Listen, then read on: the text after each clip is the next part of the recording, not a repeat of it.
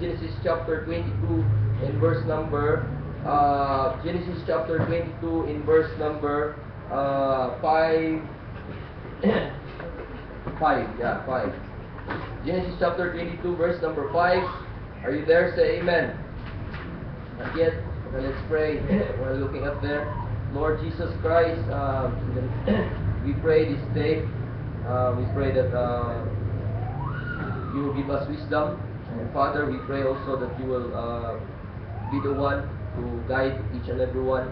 And by the power of the Holy Ghost, we can understand your word, because this is your scripture. This is your word. And Father, we pray that as we worship you in spirit and in truth, help us, Lord, to our will, as what Brother Peter testified, is not ours anymore, but the will of the Lord will be, always be obeyed, always be followed, and not our will. And help us, Lord, not to live unto ourselves, but to live unto the one that died for us and rose again. As we worship you, Lord, help us to understand your word. And this we ask and pray in Jesus' name. Amen. Are you there? Please read all together. Ready? Genesis 22 verse 5. Ready? Are you there? Amen. Okay, go. And Abraham said unto his young men, Abide ye here with us, and I and the will go yonder and worship, and come again to you. I will read it again. And Abraham said unto his young man, Abide ye here with us, and I and the lad will go yonder and worship, and come again to you. So this is the first time ever the word worship mentioned in the Bible. And I found out about how he relates, or how the Bible, how the scripture emphasized. He relates it, and I asked the Lord, Lord, help me. Why is it that the first time ever you mention in the scripture, in your word, the instances is about Abraham? Why in the world it's not mentioned in the time of Adam? Why in the world it's not mentioned in the time of Seth? Or it's not mentioned in the time of Noah? It's not mentioned in the time of whoever person lived before Adam, whoever, Melchizedek, or Melchizedek, time of Abraham. I mean, the time before Abraham. Why is it, Lord? I ask, and God led me in this verse number 6. And Abraham took the wood of the burnt offering and laid it upon Isaac his son, and he took the fire in his hand and a knife, and they went both of them together. And Isaac spake unto Abraham his father, and said, My father. And he said, Here am I, my son. And he said, Behold the fire and the wood, but where is the lamb for a burnt offering? Saan po? Dinala mo ako dito. Tinulungan kita sa paghakot ng mga wood para susunugin yung isang offering. But where is the lamb? Or where is the sacrifice? Where is the animal that we can burn it? Kasi may burnt offering. And verse number 8, and Abraham said, My son, God will provide himself a lamb. Then I realized that why we worship the Lord is because He is a provider. He can provide everything. The first time ever mentioned Calvary is, there's no other one verse that mentioned the word Calvary. So this first time ever, and first time, wala na iba. Calvary is in Luke. So why we worship the Lord, there's a point, 2 points lang po mga kapatid. But I'm planning that I will write it in a notebook, and from Genesis to Revelation, why we worship the Lord. So first ever point na nakuha ko sa Panginoon is because God is a provider. So He provides a lamb. Exodus, Genesis chapter 24 verse number 26. So this is the second point. Kasi 4:30. We promise that we will give the pulpit to our pastor 4:30. So Genesis chapter, this is the second. What is the first point? God is a provider. So He provides a lamb. And so as Jesus Christ is a lamb without blemish and without spot. That's what the preaching this morning about redemption. So He is the lamb without blemish and without spot. And He is the Passover. He is our Passover. And praise the Lord that He redeemed us, He justified us, and He adopted us to become His son. And not only He regenerate us, but He adopt us, and He sanctified us, and He became a propitiation. Jesus Christ, He became a propitiation for us, and sanctified us, and purified us unto Himself a peculiar people, and we will become a zealous of good works. So God has provided everything. Binigay niya na tanan. Sa Bisaya pa, lahat lang na tanan. Ganun, di ka masunod. Diba? Sunod. Bakit ba hindi ka susunod? Ibinigay niya lahat eh. Amen? God is not withholding something, but He give it all. Amen? In His very own Son. And why are you withholding little in your time? Why are you withholding little of your life? It's not your life anymore. That's what Brother Peter testified. How can you offer something that is not yours? You just give it back because it's not yours. Amen? Just give it back. That's why we are here. The second point why we worship the Lord is in Genesis chapter 24, verse number. Why we are here? Why we worship the Lord? Because God is a provider. He provides us everything. Amen? Verse 26. Chapter 24, verse number 26. Genesis. Let's read this all together. Ready? Read. And the man bowed down his head and worshipped. And he said, Blessed be the Lord God of my master Abraham, who hath not left destitute my master of his mercy and his truth, I being in the way, and the Lord led me to the house of my master's brethren. The second point why we worship the Lord is we worship the Lord because He lead us. Amen? He lead us in our way. So that's why we can see here not only why I put it as the point that God lead us, present tense, because it's, in this passage of Scripture in verse number 26, it is past tense. Past tense. That time na inutusan si Gehazi, you know Gehazi? Siya yung si servant ni Abraham. Look at verse number saan yung pangalan niya nakita dyan chapter 24. Okay, yung basta servant ni Abraham to, okay? Inutusan siya sa kanyang master na si Abraham para pupuntahan yung lugar kung saan makakuha ng asawa si Isaac, no? So nung pinuntahan na niya yung lugar na yon, habang naglalakad siya, meron siyang mga bagay na nagpray yung sabi niya dito verse number 12, and he said, O Lord God of my master Abraham, I pray thee. Ito yung servant ni Abraham, no? I pray thee, send me a good speed this day, and shew kindness unto my master Abraham. Behold, I stand here by the well of water, and the daughters of the men of the city come out to draw water, and let it come to pass that the damsel to whom I shall say, let down thy pitcher, I pray thee that I may drink. Kung sino magsabi niyan, yun na yun! And she shall say, drink, and I will give thy camels drink also. Let the same be she. Let the same be she. Na siya na yun. Because Hebrew people require a sign. Hindi mo na yan dapat gagawin, ha? Panginoon, kung may magkabot ng himla sa akin, yun na yun. Hindi pwede yan. Hindi pwede yan. Sa time natin ngayon. Hindi pwede, ha? Hindi pwede. Young man, young ladies, hindi pwede yan. You need to pray hard. Amen? You need to search the scripture. Amen? But this instance is different. Amen? And we can see here how that servant prayed that let the same be she that thou hast appointed for thy servant Isaac. Thereby shall I know that thou hast shewed kindness unto my master. So that the same day God answered his prayer. So God led that servant, and God is leading that servant. That's why we worship the Lord. Amen? Though it's past tense, but it's happening the time that he prayed, and the time that God answered his prayer. That's why he worshiped the Lord. He testified to the person Laban.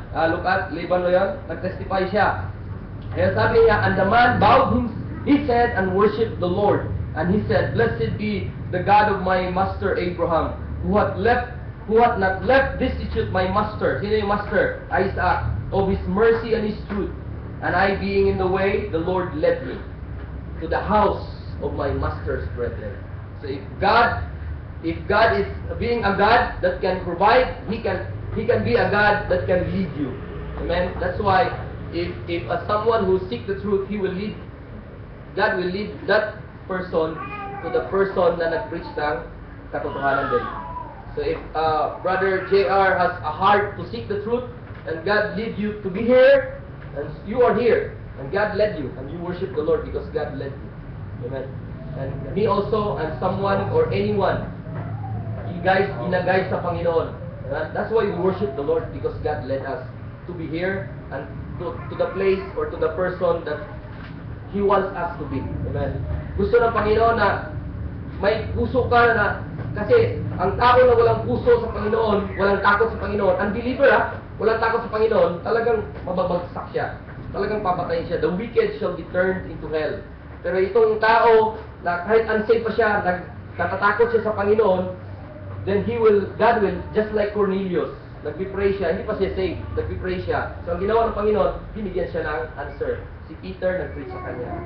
So that's why he worshiped the Lord. Thank God for it. And we'll go to the third point. Bilisan na natin. Kunti. Sa verse number, the third time, the word worship mentioned is verse 48. The third time, the word worship. The first point is God.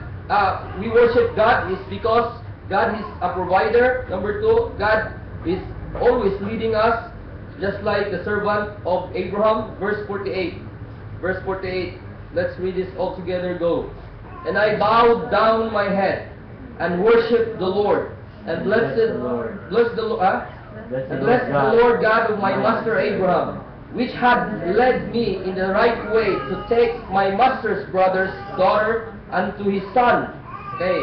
Continue verse 49. Go. Now, if ye will deal kindly and truly with my master, tell me, and if not, tell me, that I may turn to the right hand or to the left. Verse 50, go. Then Laban and Bethuel answered and said, the thing proceeded from the Lord, we cannot speak unto thee bad or good. Verse 51, ready, go. Behold, Rebekah is before thee. Take her and go, and let her be thy master's son's wife, as the Lord had spoken. Verse 52, and it came to pass, when Abraham's servants heard their words, he worshipped the Lord, bowing himself to the earth. Look at third point and fourth point related to each other, because the story is really may relationship, okay? And ang nakita ko dyan sa verse number 51, why we worship the Lord, it's because He has spoken something that it cannot be altered, it cannot be stopped, it cannot be rejected, it cannot be hindered. Anything that God has spoken, dapat matuman. Sa Bisaya pa.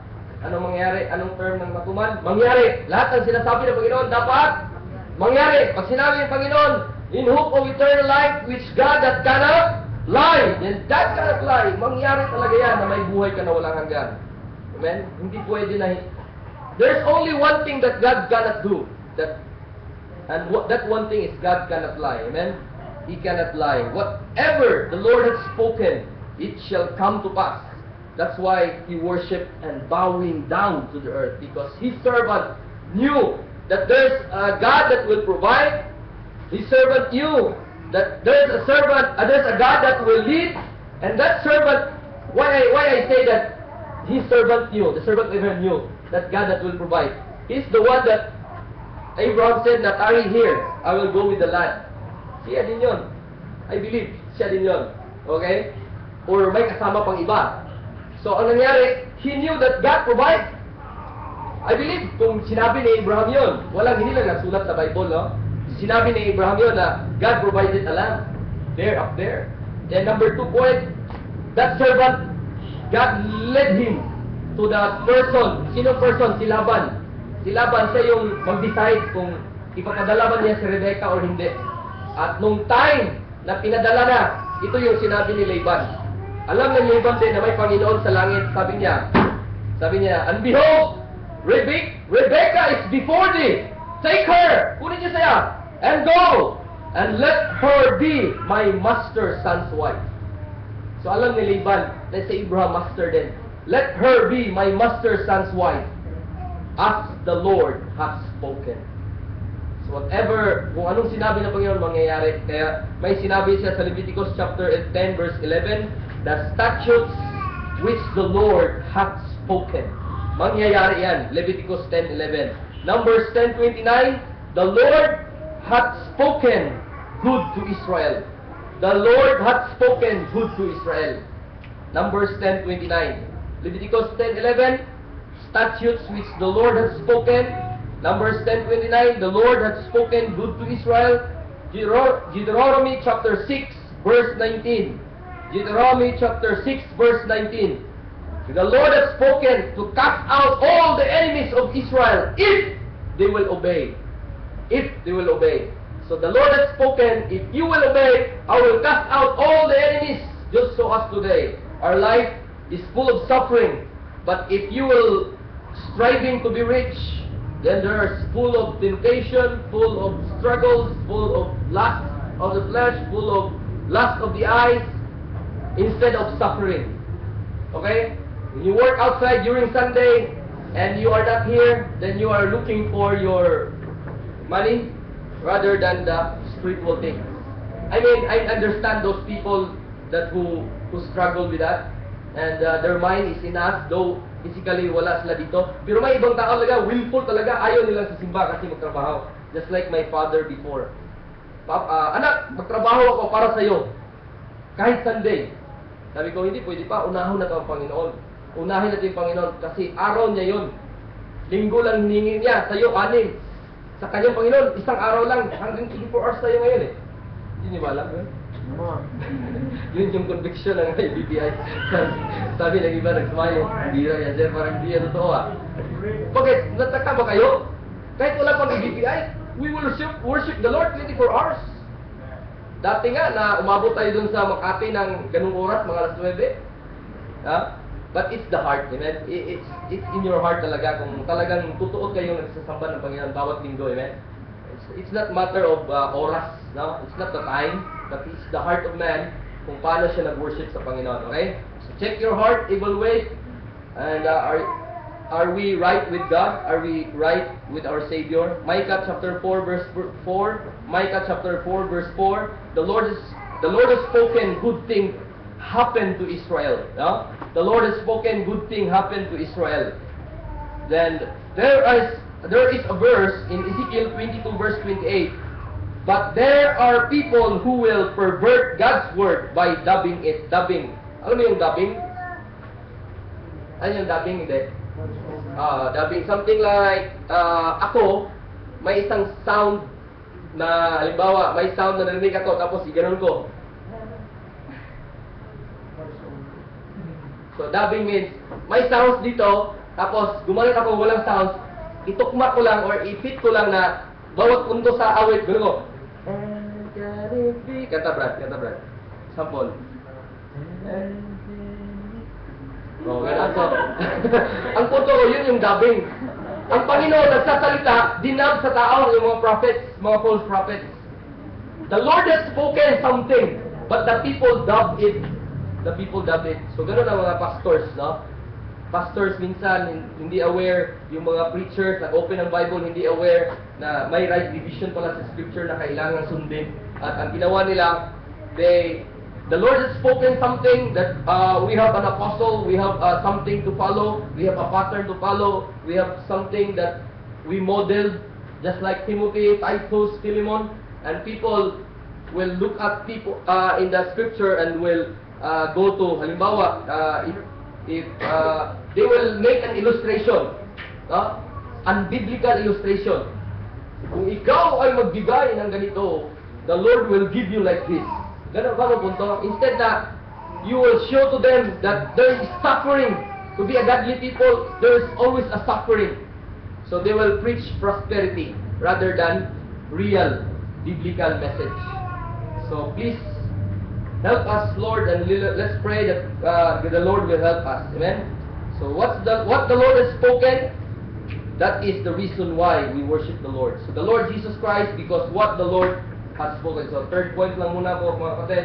The first time ever mentioned the word worship is God provided a lamb. Amen? Praise the Lord. So He's a provider. First ever typology is Jesus Christ. So we worship the Lord because God provides something. And that is not money, that is not a career, that is not a business, that is not a good grades, being a student. No. God did not provide you. Ang pinaka-importanting pinoprovide ng Panginoon is God provided a lamb. And that lamb is the Lord Jesus Christ. As a lamb without blemish and without spot, He offered Himself on the cross. So we worship the Lord here. Amen? So, second, God lead us. Third is the Lord has spoken. So what He has spoken, we worship the Lord because He has given us this. So thank you, Lord. Let's pray. Father in heaven, thank you, Father, for giving us your word. Thank you, Lord, that we worship you because you provide us something. You lead us and you have spoken something, Lord. And those words that you have spoken must come to pass. Thank you, Lord, that you are so faithful. Your kindness, loving kindness is more than life.